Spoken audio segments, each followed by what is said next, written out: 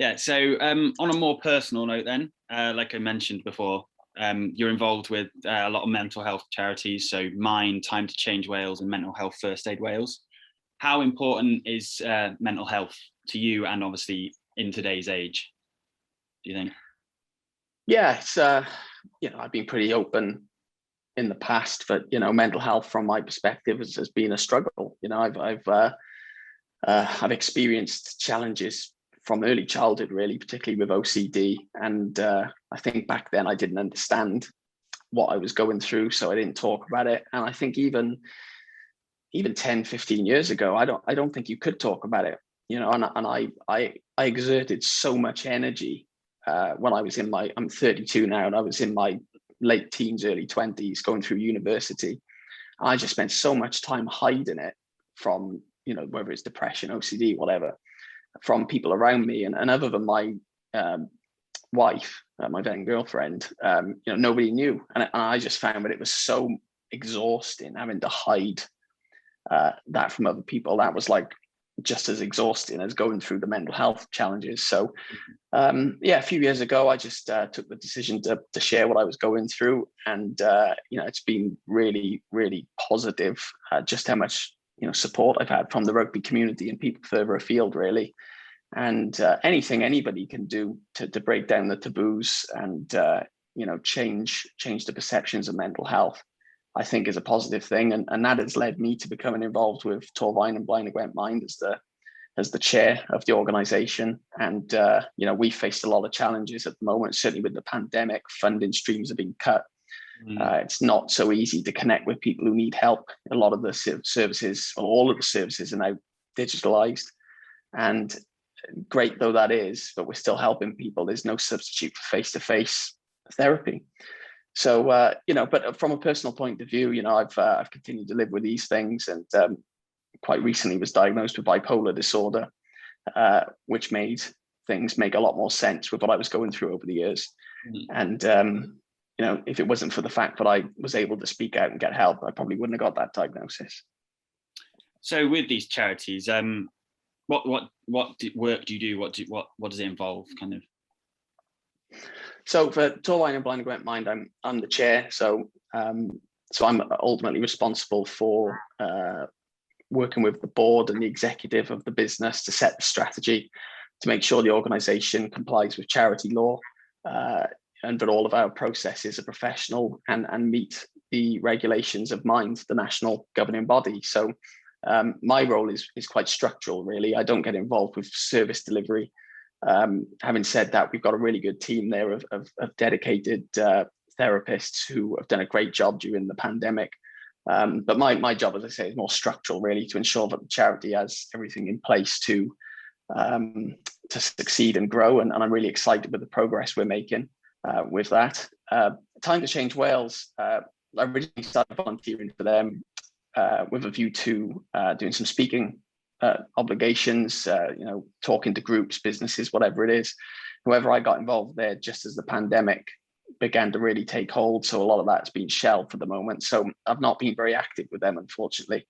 And Mental Health First Aid Wales basically is a wholly owned subsidiary of the charity I'm the chair of. So I naturally sit on the board there, and they deliver privatized mental health services to a lot of big businesses and things of that nature. So it's been great for me to get involved in that world. It's become a big passion of mine, and I've met a lot of people who've experienced so many different things with mental health, depression, whatever it may be, PTSD, and I think it's really encouraging to see that community of people building and growing, because the more we have those conversations, the more people can get help, and the less people have to go through this thing alone. And I think certainly with COVID at the moment, that level of isolation people are experiencing, people who've never suffered a mental health challenge in their life are now struggling really badly. So it's more important than ever that we get out there and help as many people as possible.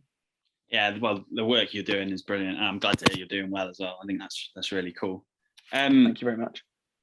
So I did my dissertation on concussion and head trauma in the NFL, and obviously there's a lot of things that's come out with kind of dementia in ex-rugby players. What do you think can be done to kind of prevent kind of those later issues in life happening? now, if that makes sense? Yeah, it's a good question. It's a very important question. So we have a medical team at the club, and we operate fully by the Welsh Rugby Union's framework in terms of medical policy, and it's something you have to have in order to be a Premiership level club. So we've held the A license for, I think it's about 7 years now, and that's headed up by our medical director, Angus Robertson. And part of that, we do frequent educational courses with our squad about being aware about the symptoms of concussion and the dangers with that. Our medical team are briefed on that. They go on annual training courses in order to deal with that properly. And we take it very seriously. And I think, what we're seeing is a lot of historical issues within the game where a lot of people are suffering long-term effects when the game had a lot less stringent regulation in terms of tackle height, in terms of rules and regulations that were, the laws of the game at the moment. And it's really concerning to see. So, I'm guided by our medical team. I'm guided by the Welsh Rugby Union on what they feel is best. And I know that's constantly under review. And all I would say is if any further changes were to come into the game, laws that had to be adjusted to ensure that we're giving our team every chance of not suffering concussions, then we would fully support it. It's, as I mentioned before, Pontypool has had a reputation over the years as being a hard, brutal club. And whilst we still play with a hard spirit, the well-being of our team and everybody at the club is at the forefront of what we do. So I think it's something that everybody has to keep an open mind about and take very seriously, for sure. Would you encourage the use of obviously scrum caps for everyone, for example, because they I think they've been proven to protect players a little bit more, haven't they? I think where I am with things is, I think COVID has really shown this, is that you have to trust the science. You have to trust the experts who have spent countless years in medical school, doing PhDs, whatever it is, and obviously people like yourself who have taken a keen interest in this. I think we just have to be engaging and keep our ears open to whatever can be done to make things safer in the game. And as I said, we have to abide by the Welsh Rugby Union's framework. That's governed higher up by World Rugby. So a lot of our policies and procedures match what's going on worldwide in the game. And as I said, we're frequently briefed on changes, laws, adjustments, safety parameters. And, I'm confident that whatever gets discussed at a higher level to us will be actioned at the appropriate time with us.